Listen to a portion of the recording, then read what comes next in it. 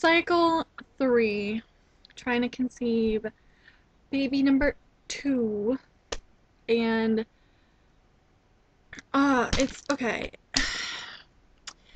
One of my friends told me, hey, relax, it's supposed to be fun, and I would suppose that not trying, not preventing would be fun, but trying to conceive is not very fun. It's just not, because you can't really be spontaneous. Like, you have to have sex at certain times of the cycle. Like, if you want to actually have good odds of conceiving, like, it needs to be close enough in your fertile window so you get to the point and you kind of feel like you're obligated. I mean, it can still be fun, but it's not as fun because it isn't spontaneous. And my cycles can vary quite a bit, so I can't just do the, not trying, not preventing, and just, have sex and just see what happens, because that could really make it take so much more longer because the timing, could just be so far off, and like there's no real like consistent timing where we can count on it. So it takes away the spontaneity, and it's hard enough for us to find the time now that we have Cal, and he, especially lately, has been going to bed pretty late, but he usually goes to bed after Justin goes to bed, and so that makes it more difficult as well.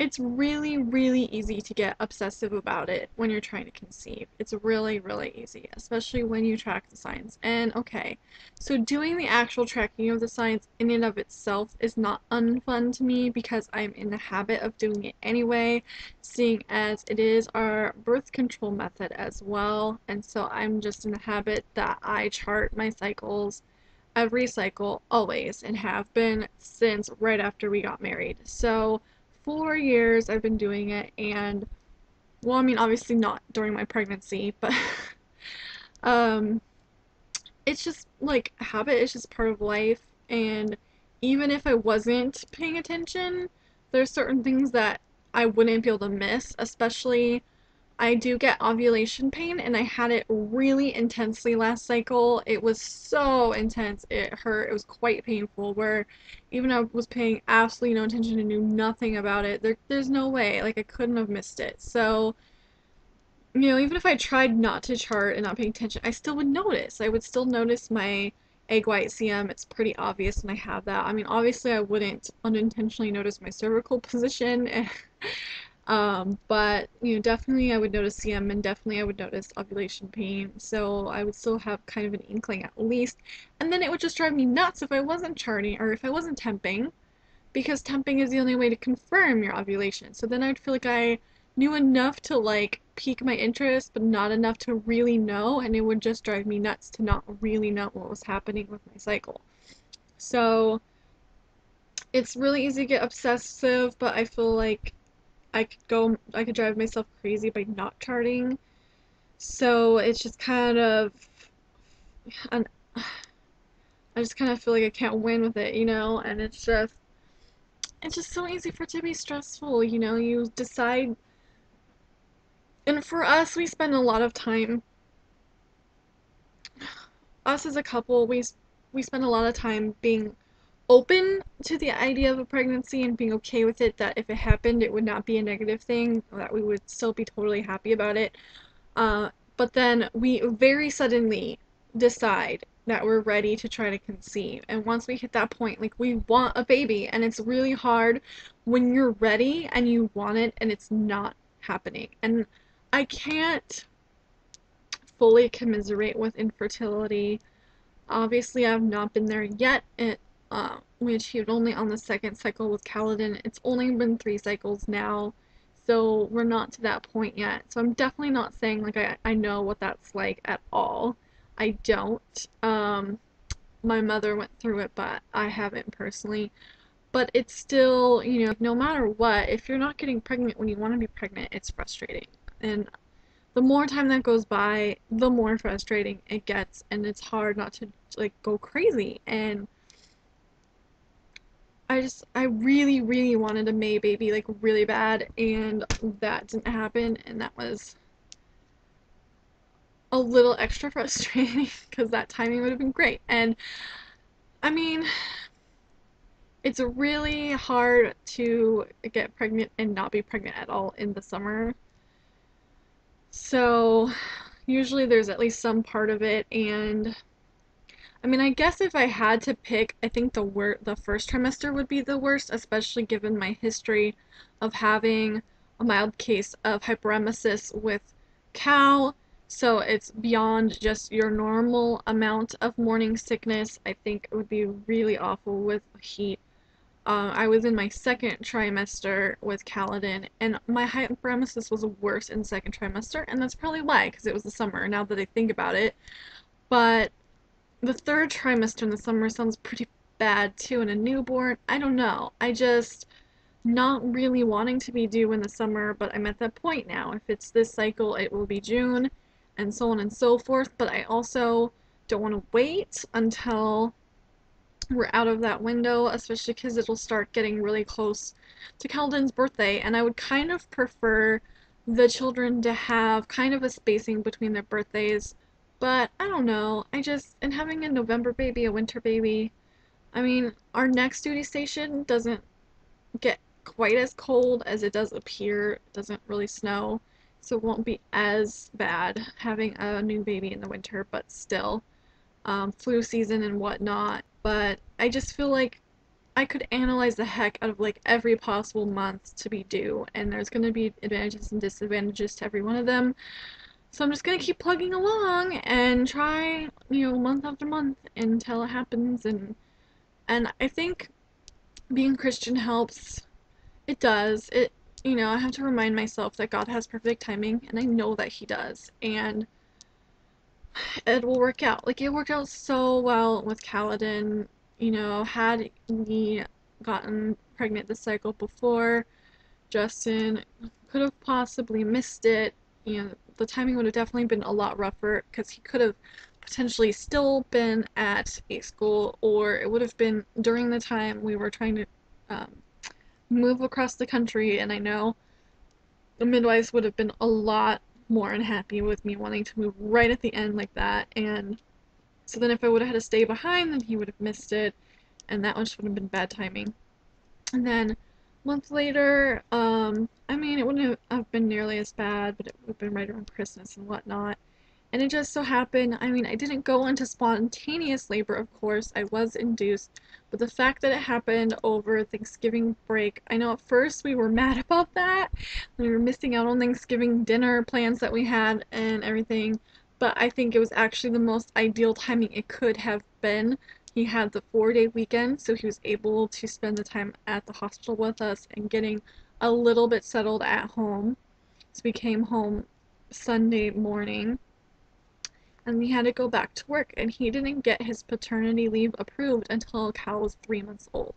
So it was definitely good that it happened over that holiday weekend so that he could have been there for us and had that time to bond and everything. We can't see far ahead to know what's better than he can, obviously.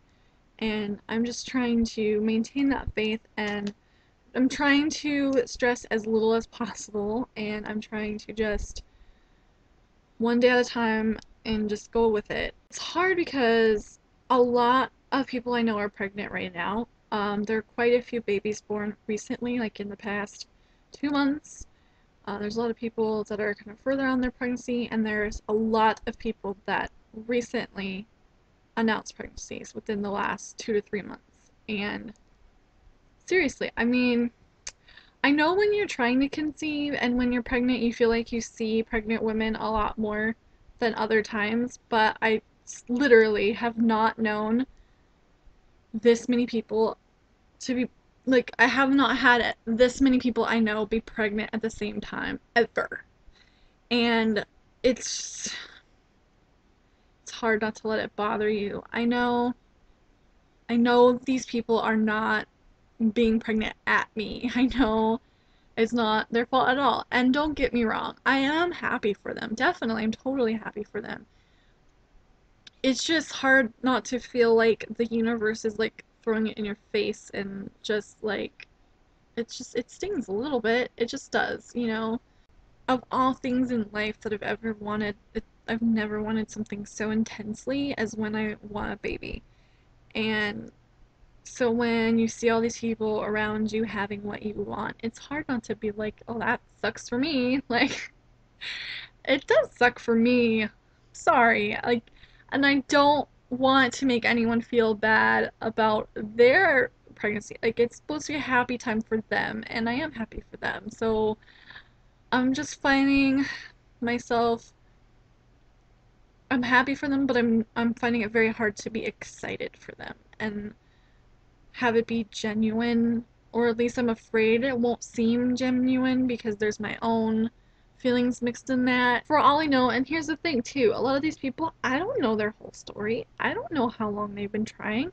For all I know, they've been trying for 2 years, and like obviously they're they've been through a lot more than I have so far, and I don't want to like begrudge them of that. And so that's why definitely, if I don't know their story, definitely I don't.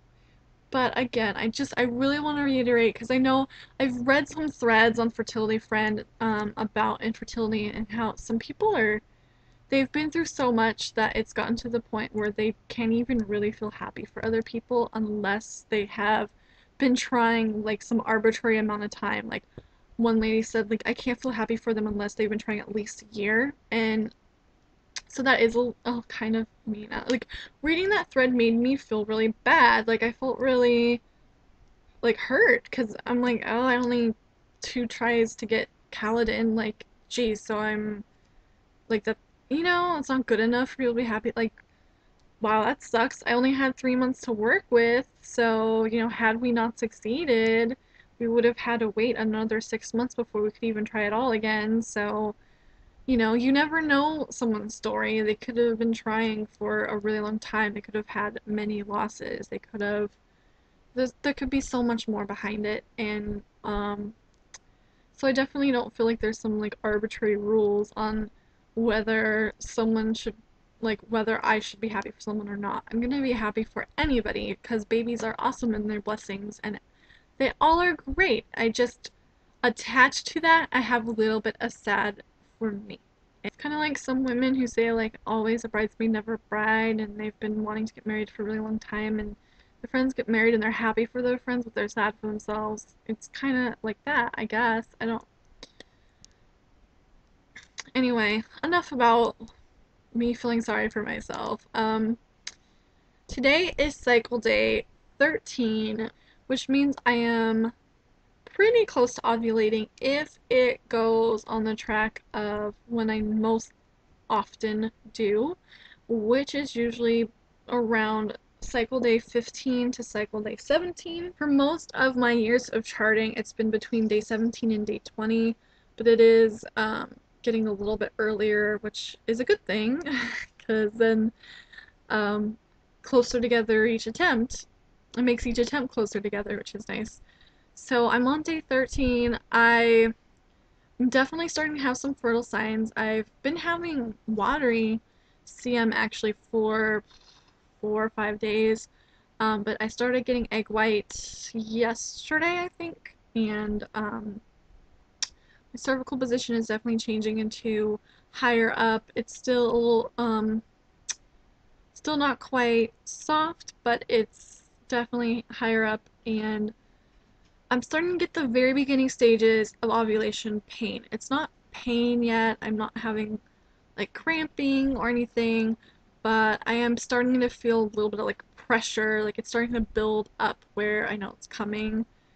So I'm starting to definitely gear up. I started taking the ovulation tests a couple days ago. I ordered some Wanfos from Amazon because of what happened last cycle and how I got a negative on the cheap ones I had and then a positive on a Wanfo from the same urine. Um, so that like really, so I don't know. Someone said Wanfos are more sensitive, so they see the surge sooner. But either way, it just made me really distrust the other kind. So I ordered some Wanfos on Amazon. I had a gift card, so it was basically free in a way. And those came yesterday, so I started using those. So yesterday I used, and what I'm gonna do is each time I test, I'm going to use one of the cheap because I have like 50, at least 50, maybe 75 of them left. I have a lot of them left.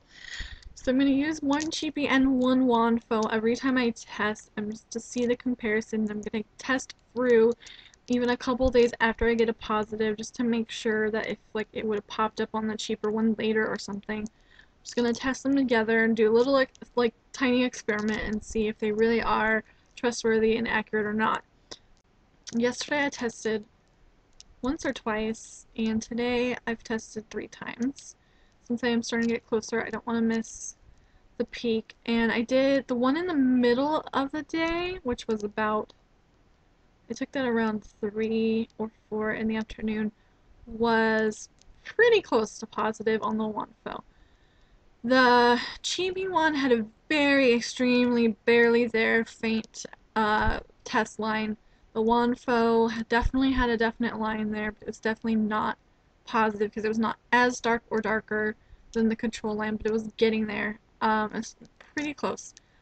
So that also showing me that my luteinizing hormone is getting up there, so I should be ovulating fairly soon. But then when I took one tonight at around 9, they were both very negative. The cheapy one had only the control line, and the Wanfo had a very extremely light control or test line.